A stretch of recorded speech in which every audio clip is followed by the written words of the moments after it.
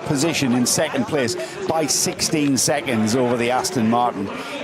No prizes for, or I think a big round of applause for trying and pushing all the way.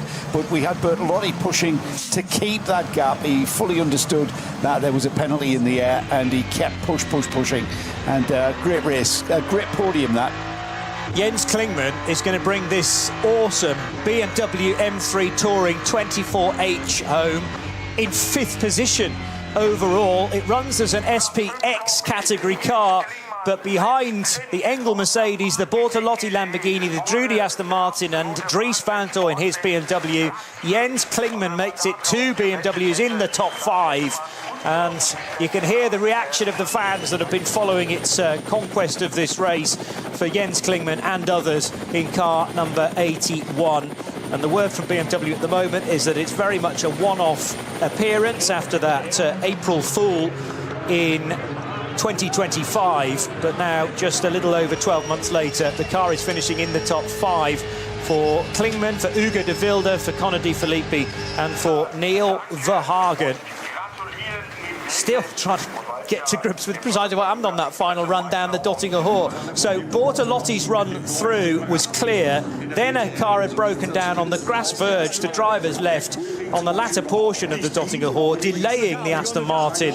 And remember, Drudy was trying to stay within 1 minute and 24, and he could not do it. Here are the celebrations, though.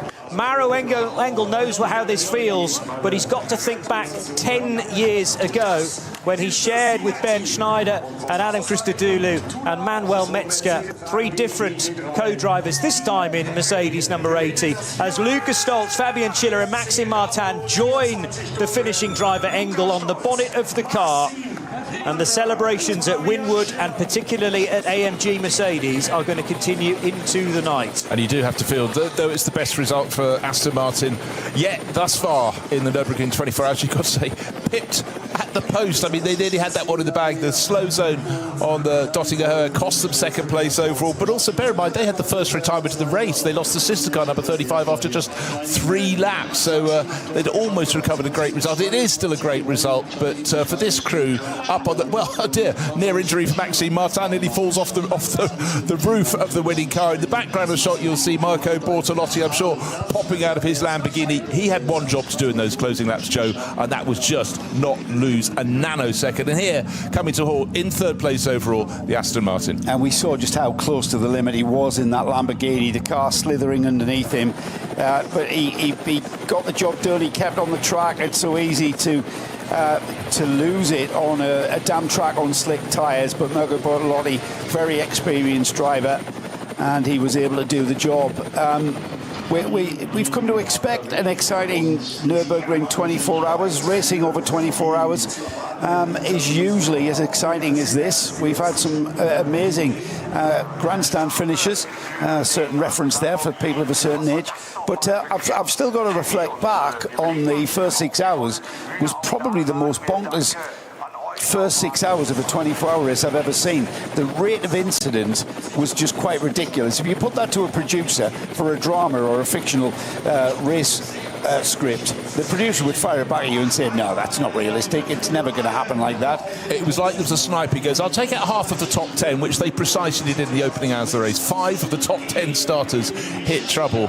And for Matteo Drudy, I feel so sorry. He pushed so hard, but actually still a great result for Walk on Horse Motorsport. But Mirko, look at that. Just yeah, he did a great job. Yes, they didn't take the win, but it's quite an achievement there.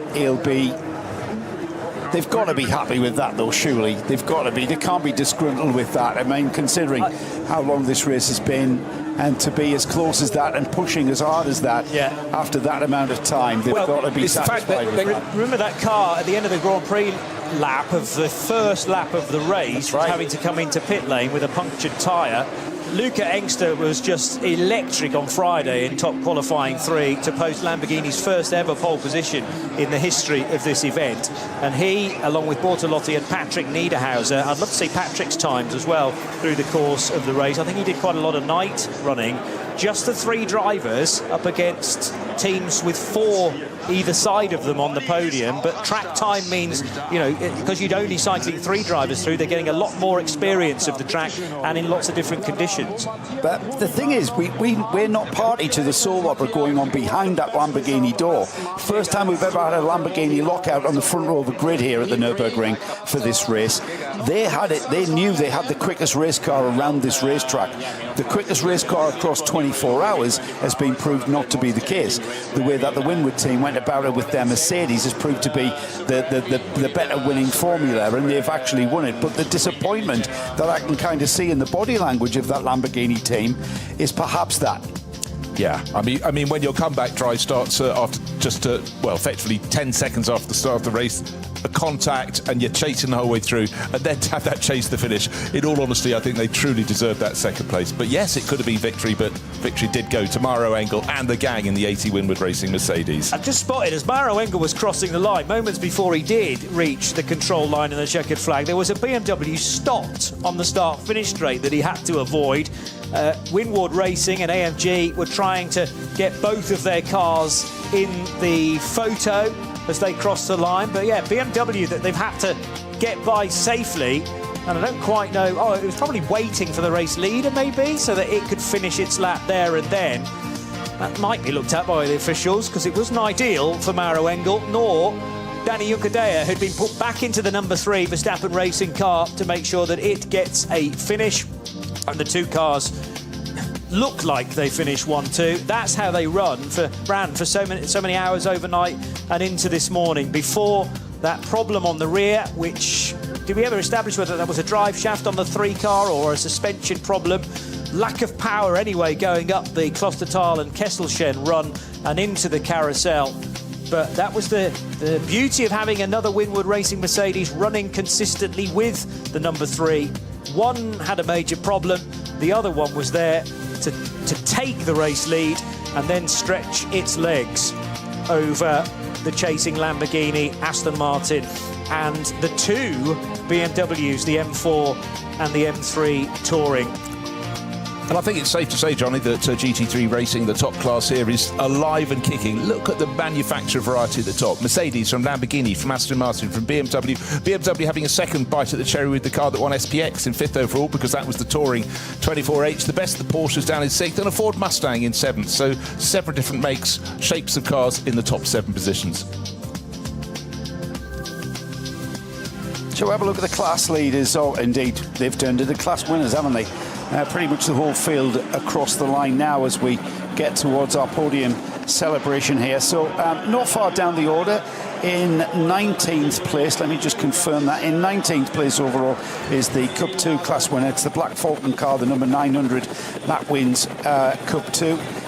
Further down in 25th overall, the SP10 class winner is the number 145. That's the Riller and Shark BMW M4. Just behind it on the road is the Cup 3 class winner, the number 962. That's the W&S Motorsport Porsche Cayman. And then in 32nd overall, SP4T has been won by the Subaru Technica Subaru WRX. That is car 88. Further down in the order is the AT2 class winner in 41st place.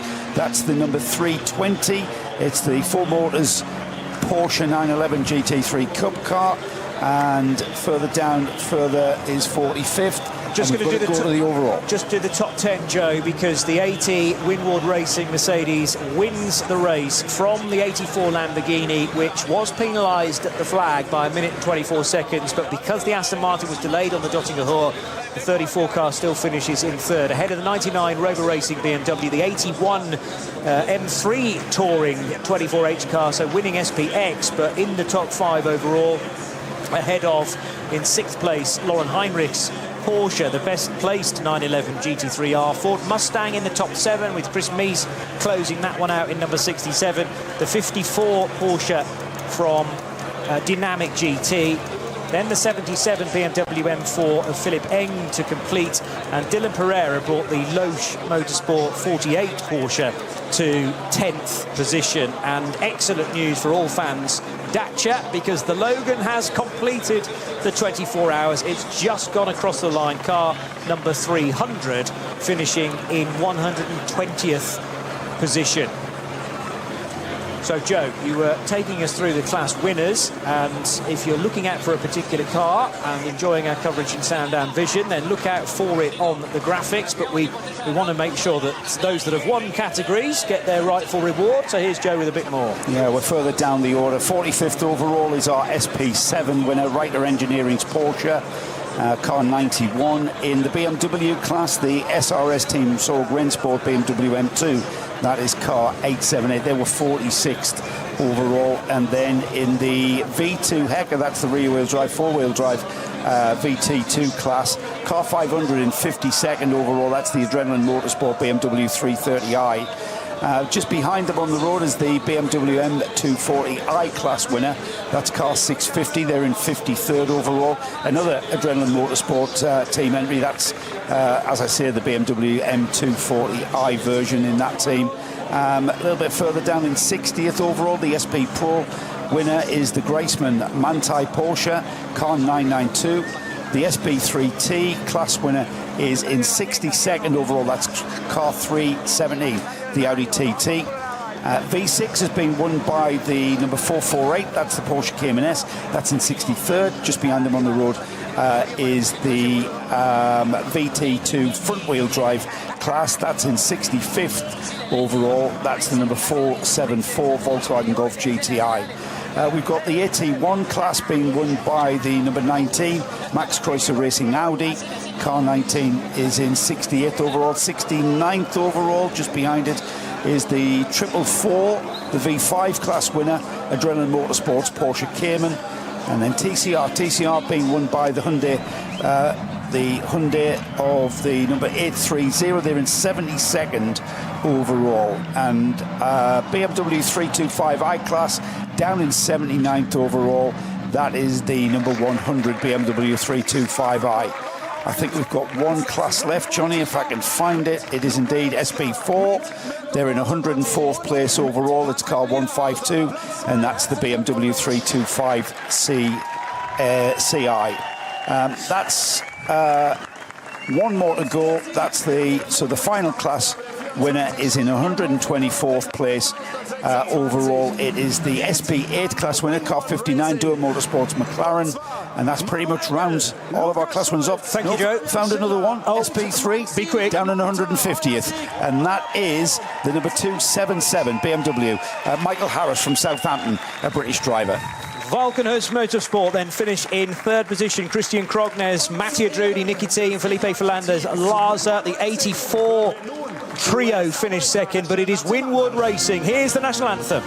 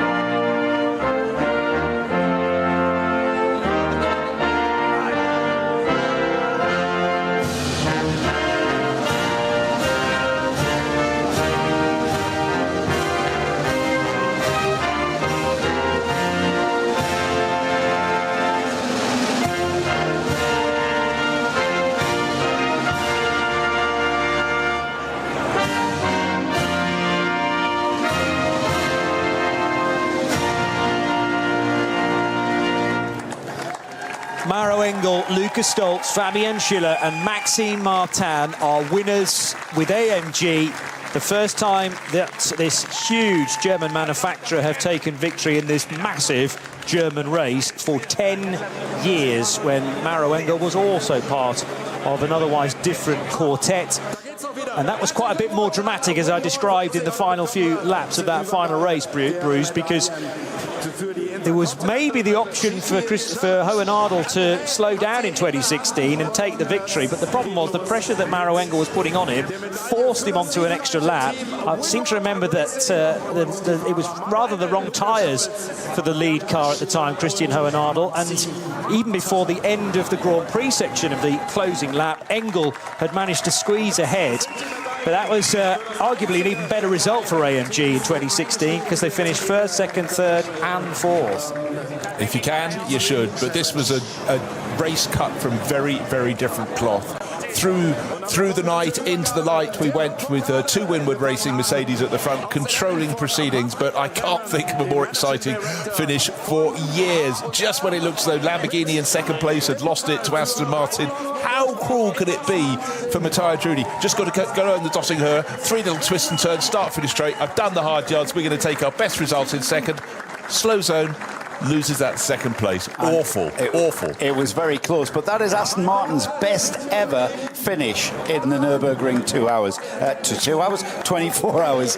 Christian Cronjes, Mattia Drudi, Nicky Team, an absolute Aston Martin legend there, the guy with the brown beard and the blonde hair, son of Kurt Team, of course, and Felipe Fernandez-Laza. That's the driver lineup to give Aston Martin their best ever result here at the Nürburgring. So a bit of history being witnessed here by us boys. Yeah, and it could, of course, been one better for Aston were it not for absolutely terrible luck on that Dottinger final straight to the start-finish line where a car needed to be recovered and the code 60 was in place, just delaying Mattia Drudi that little bit too much so that he could sneak into second position once the penalty to the Lamborghini was issued. We thought we had a top three and the right order as well, and typical of the ring to change that about by one position in the dying stages. 99 BMW, not a bad return after winning in 2025 to finish just off the podium. The far bigger story, I would suggest, from the Bavarian brand is the fact that they got their M3 Touring 24H car to the finish. Porsche will be disappointed for sure with a sixth place finish, and of course massive annoyance that the Grello car of Kevin Estre went out in a fairly innocuous spin after there was oil down at Brunchen, doing far too much damage to the rear of that car. They will be back in 2027, make no mistake about it. And Ford Mustang's project, the Haupt Racing team, continues to march on. Seventh place finish. It might have been even better than that had they had some more consistency, and I think the Arjun Maini car eliminating one of the three really didn't help them because that was well placed at the time. So another event here at the Nürburgring is done and dusted, the 54th edition of the ADAC Ravenel 24 hours. We're celebrating here at the Radio Show Limited network of channels 20 consecutive years of bringing this race to you, and we'll also have every single remaining Nürburgring Langstrecken Series race live as they happen. Generally they're 4-hour races, but there is the Ruhr-Pokelrennen, which is the 6-hour race later in the year as well. You'll not miss a thing from the Nürburgring in 2026.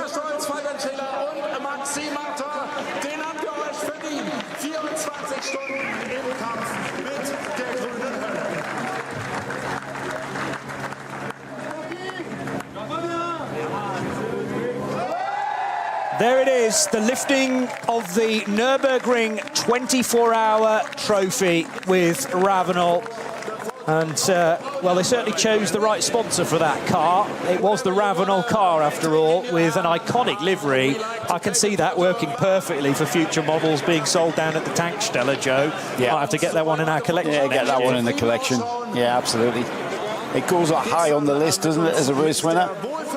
Great looking livery on those cars as well. I really like the we had that situation where we had the two Winward cars controlling in a controlled manner, circulating at the front of the field.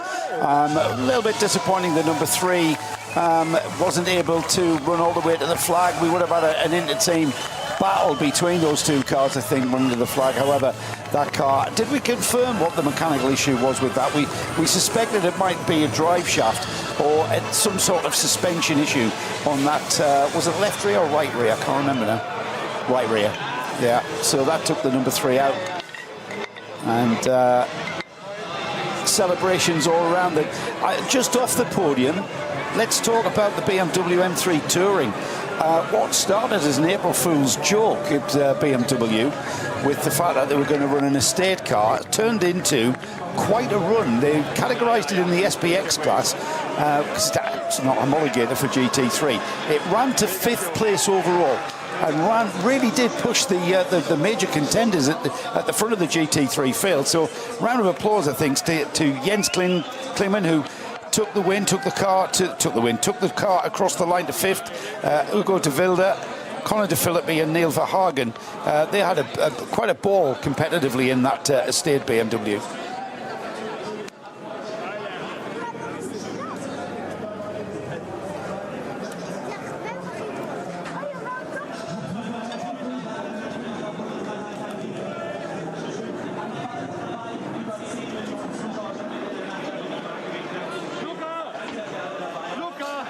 I have finally established, after 24 hours of racing and so many qualifying sessions, precisely what that big cat is on the side of the 80 car, by the way. Fastest land mammal? It's a cheetah. A cheetah.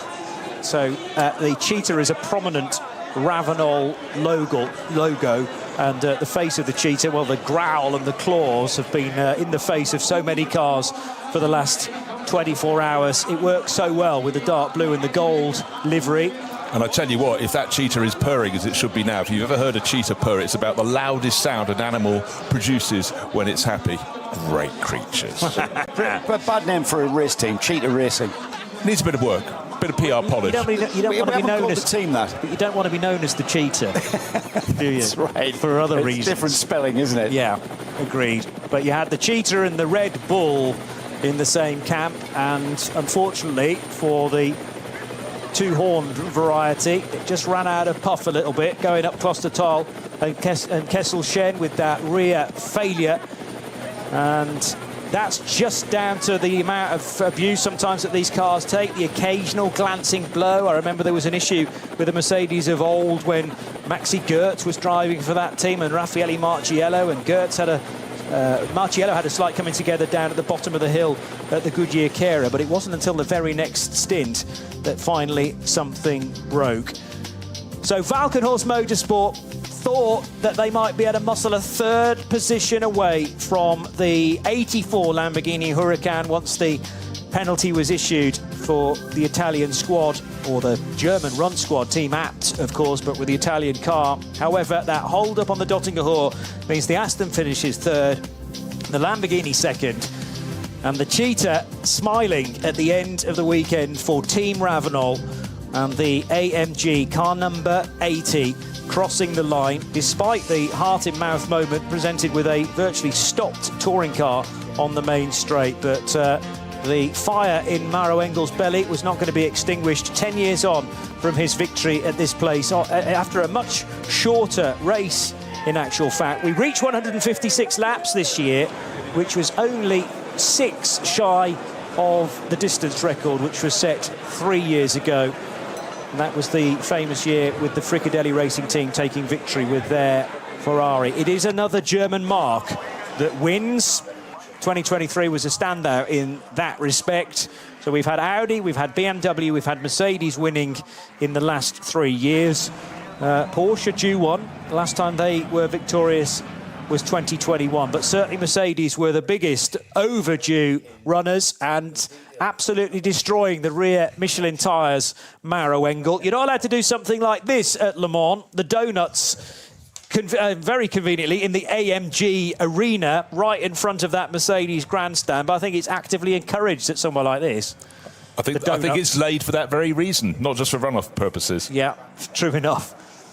There's a drag strip here. There are so many different motorsport facilities at the Nürburgring, and it's kind of never quiet, this place. But the behaviour of Maro Engel post-checkered flag would not have been out of place on Friday night at the bottom of the Grand Prix circuit for the drift show. How many points would you have given him for that one then, Johnny? Maybe not quite the maximum of 100. but a few just for entertaining the fans, and he had no idea in which direction he was facing at the end of all that, with all the tyre smoke surrounding him. I hope the tyre engineer wasn't expecting to take any data off that last set that went on the car. No chance. No chance.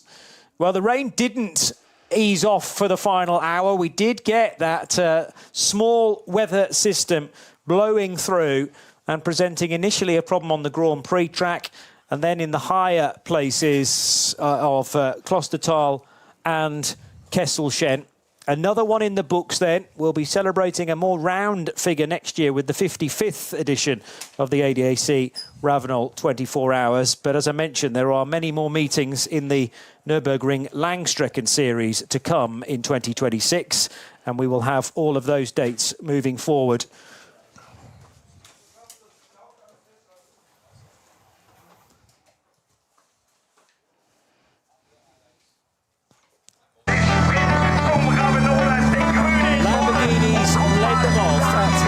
Yesterday afternoon, but it was a jump start for Marco Michelin in the 130 car to head on, but contact between the two Red Bull back cars would come back to bite Mirko Bortolotti at the end of the first Grand Prix lap. They headed out into the country though for lap number 1, and then very quickly indeed caught those runners in start group 3 from the BMW 240i class, from SP7 as well. And the overtakes were coming thick and fast, including for Christian Engelhardt, who got his own back on Kevin Estre very early on during Max Verstappen's possibly opening lap, maybe his second for his first stint. He was nearly in the wall and did very, very well to contain the speed of that car after the front wheels lifted off the ground. The same could not be said, though, for Thierry Vermeulen in the realised Kondo Racing Ferrari, going to the high side of one of the Cup 3 Caymans, clattering into it, and then boom, into the Armco barrier, pushing that back by several feet. And the Ferrari 296 of Realise was out. That was one of the pre-qualified cars for top qualifying 3. Alexander Sims clattered into the back of the KCMG Mercedes of Jesse Krohn as they were both exiting a code 60. Obviously, a lot of attention on this young man, Max Verstappen, the 4-time Formula 1 world champion, taking part in his first Nürburgring 24 Hours. Hopefully, he'll be back in future years, because it wasn't his year in 2026, despite having run really, really well, and lap times comparative to someone like Kevin Estre, who sadly was sideways at Brunchen going off on oil. Dennis Olsen nearly followed him into the gravel trap at that famous corner. It's taken a number of victims through the years, and the next one would only be a few moments later. Arjun Maili in the HRT Ford Mustang. Terrific battle to witness between the two AMGs and Connor De Filippi's M3 Touring 24H. He went to the high side of one. He picked off the very next one down into the foxhole. Raffaele Marciello misjudged where the 40 BMW Z4 was going to go. And Maurice Schuring likewise tried to mount the curb to overtake the 36 Z4. But his Falcon Motorsport 44 Porsche would pirouette. It would ding the barrier. He'd get it as far as Hoa Act, but then it would be out of the race. And Alessio Picariello, a very high-speed approach to Bergwerk, something like 230 kilometres per hour. He went to the right-hand side of a mid-category Porsche, and it went very, very wrong. Rain hit at Arenberg, not for the first time through the years, and the next car off into the gravel was Jens Klingmann in the big BMW estate. Sideways after a major tyre failure for the Dumoulin Aston Martin number 37, and at very, very high speed, 2/3 of the way down the Dottinger Hoor. That was the Goodyear shod Vantage finished off. But thankfully for Valkenhorst Motorsport and other fans of Aston Martin, they would still be on course for a podium. A little bit wide, very wide for the 99 BMW. That car would eventually finish in 4th as Max Verstappen took over the number 3 Mercedes and immediately had to make a quick decision as to which side of the RPM Racing Porsche Cup car he would go. Tried to the right, then decided to leap on the brakes and went left instead. And that was not the only difficulty that Max found during this stint. A Porsche turned left right into his path would end in destruction for the Cayman, but thankfully the Verstappen car would continue, but not for a great deal longer. A major issue on the rear right for Danny Juncadella in the Verstappen racing car. Would see the car go to the finish, but something like 20 laps down. Dacia Logan, 3 wheels on the wagon. It would need to be towed back, but it did get a race finish. Then, for Alessandro Giretti in the dynamic Porsche, a dramatic fire at Brunchen. And that was after contact with the barrier, but whether the fire would have happened anyway, maybe there was an oil leak in that car.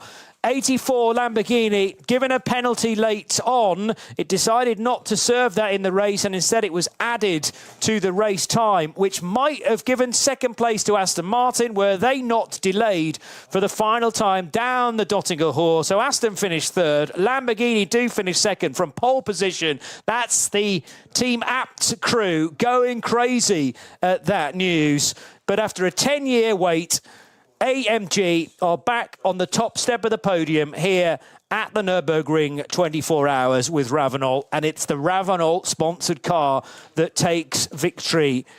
Congratulations to Mauro Engel, who brings the car home together with teammates Luca Stoltz, Fabian Schiller and Maxime Martin, lifting the famous Ravenol 24-hour trophy as the champagne is sprayed. We hope you've enjoyed our coverage.